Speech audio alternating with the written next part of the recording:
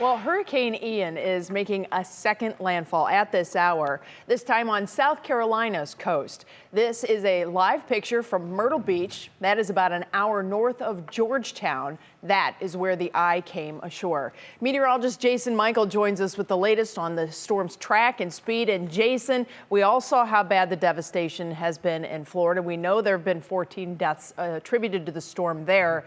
Obviously, the storm is a far cry from what it was, but still, there's some pretty significant impacts for South Carolina. Absolutely, BK, and I feel like this storm continues to overperform and is just unrelenting for several areas there along that gently sloping coastline, which we've been telling you guys about early on in the week, and also right now. We're still got storm surge issues there, flash flooding, and also severe thunderstorm issues that are causing some snares there down in the Carolina. So here's the latest stats. You can see there that came down from the 2 p.m., at least 2:15 p.m. advisory. Sustained winds still at about a Category 1 status, again on the lower end, 85 miles per hour. A north movement at about 15 miles per hour. This is good news because this means the storm is not kind of hanging around. Any sort of rain that is dropping, of course, it's going to cause some issues there in terms of flash flooding or even some flooding along rivers and also streams, but it is going to be quickly moving, which is a good thing. But I want to show you something as well as we widen that track. You can see some of the track is going to likely bring it up near the Buckeye State here, and then it's likely going to get kicked back over towards the east.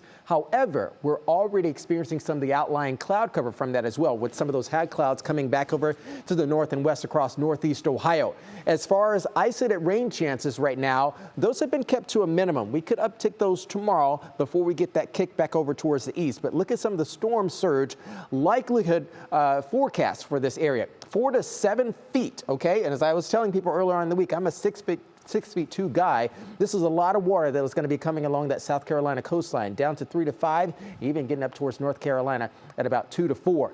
As I said before, we got a lot of alerts and advisories in this area, and you can see where that cyclonic flow is coming in off the Atlantic coastline.